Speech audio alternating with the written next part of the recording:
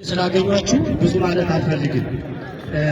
እንደው በዚህ አጋጣሚ አንድ ነገር የምናገረው መስቀሉ ለብዙ ዓመታት ተቀርጾ እንደነበር አባቶች ሲነግሩን ነበርና እንደው መስቀሉን ለመደበቅ ነው። በነገራችን ላይ ኃይል እንደሌለው አውቀው ሳይሆን ኃይል ያለው መሆኑን አረጋግጠው ክርስቶስን እንደሰቀሉት ሁሉ ለመደበቅ እንዳያድን ለመደበቅ ብለው ቆፍረው አዝልቀው ቀበሩት መስቀሉን። ከዚያም ሌላ ትውልድ እንዳያገኘው በጣም ትልቅ ተራራ እስኪሆን ድረስ ጉድፍ ደፉበት። ነገር ግን ያው አባቶች እናንተ እንደምታውቁት የክርስቶስን ኃይል የሚያስቆመው ነገር የለም።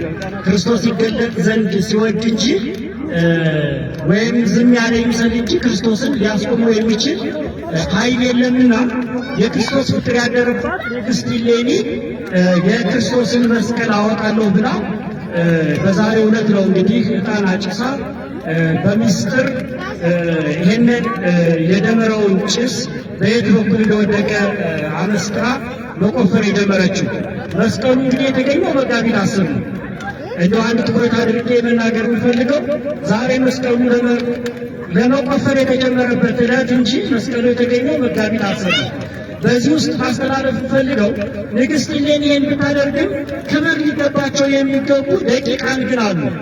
በተለይ መስቀሉ በመቆፈር እንደው በዛሬው ዕለት ብዙ የምናስታውሰው የንግሥት እሌኒና የኪራኮስ ታሪክ ነው ሁልጊዜ የሚነሱ። ግን በዛ መካከል ብዙ ታሪክ አለ። የቆፈሩት እሺ ባይሉ ኑሮ ባይቆፍሩ ኑሮ መስቀሉን እናገኘዋለን ብለው እሺ ባይሉ ኑሮ ለዚህ ለተከታታይ ወራት እንግዲህ ከመስከረም እስከ መጋቢት 10 ድረስ ባይቆፍሩ ኑሮ መስቀሉ አይገኝም ነበር እና ትልቅ ክብር የሚገባቸው እነዚህ የቆፈሩት ናቸው።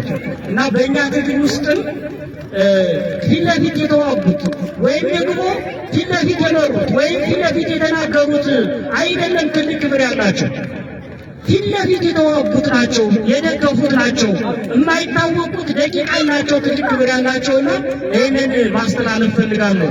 ክብር ያለው ህዝባችን ላይ ነው። ክብር ያለው ተዋጊው ላይ ነው። እነሱ ሙተው ነው የአማራን ድል እያበሰሩ ያሉት ፊት ለፊት የሚዋጉት እንጂ ማይክ ይዘው ከፊት የሚናገሩት አይደለም። የዚህ ትግል አብሳሪዎች ራሳቸውን መስዋዕት አድርገው የሰጡ ጀግኖች ተዋጊዎች መሆናቸውን እንዲሁም ደግሞ ከጀርባ ሆኖ እየደገፈን ያለው ታላቁ ህዝባችን መሆኑን መናገር እፈልጋለሁ። ከዚህ ጋር ተያይዞ እንደው በዚህ ወቅት ላይ ትልቅ ድል ወደኛ እየመጣ እንደሆነ አባቶቻችን ካህናት የተከበረው የኢትዮጵያ ህዝብ እንዲያውቅ እፈልጋለሁ። በዚህ ሰሞን በተለይ በወሎ አካባቢ ትልቅ የሆነ ስራ እየተሰራ እንደሆነ እናንተም ታውቃላችሁ። ለእናንተ አዲስ ይሆናል ብዬ አላስብም። የአማራ ብሔራዊ ኃይል ምስራቅ አማራ ቀጠና ሚኒሊክ ዕዝ ታላቅ ጀብድ እየሰራ ነው። 2 ክፍለ ጦርን በዚህ 2 ቀን ብቻ ደምስሷል። 12ኛ ክፍለ ጦርንና 61ኛ ክፍለ ጦርን ደምስሶ በርካታ ሞርተሮችን ምናልባትም ከ10 የበለጡ ሞርተሮችን ከ20 የሚበልጡ ድሽቃዎችን በርካታ ብሬንና ስናይፐሮችን መማረክ የቻለበት ሁኔታ ነው ያለው። ሙሉ በሙሉ ደሴን ሳይቀር መቆጣጠር የተቻለበት በዛሬው ዕለት ሌሎች መርሳን ብዙ ከተሞችን መቆጣጠር ተችሏል። በጥቅሉ ወደ 8 ወረዳዎችን ተቆጣጥሯል ወሎ። እንግዲህ ይሄ የሚያሳየው የትግል ፍጻሜያችን እንደደረሰ ነውና ያው ፍጻሜያችን እየመጣ ነው። የአማራ ፋኖ ብሔራዊ ኃይል ምዕራብ አማራ ቀጠና ቴዎድሮስ ዕዝ ይባላል ያለን እንግዲህ ዓመት ሙሉ ሲሰሩ የነበረውን ጀብድ የምታውቁት ነው። የአንድም ቀን ከውጊያ ተለይቶ አያውቅም። ይሄ ቀጠና መታወቅ ያለብን አንድም ቀን አናውቅም። ሁልጊዜ ውጊያ ያገኛለን፣ ሁልጊዜ እናጠቃለን፣ ሁልጊዜ እንማርካለን፣ ሁልጊዜ እናደራጃለን። ስለዚህ ድላችን ቅርብ ነው። የመስቀሉን ብርሃን እንዳየነው የድሉን ብርሃን የምናይበትን ቀን ቅርብ እንደሆነ ነው የማምነው። እንግዲህ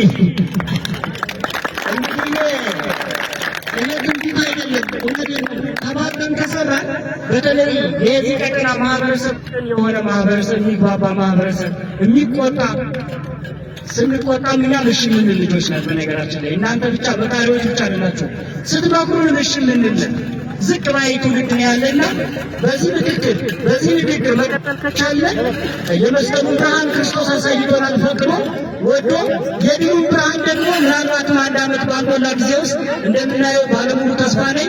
እንኳን ደስ አላችሁ፣ እንኳን ደስ አለን፣ እንኳን ለመስቀል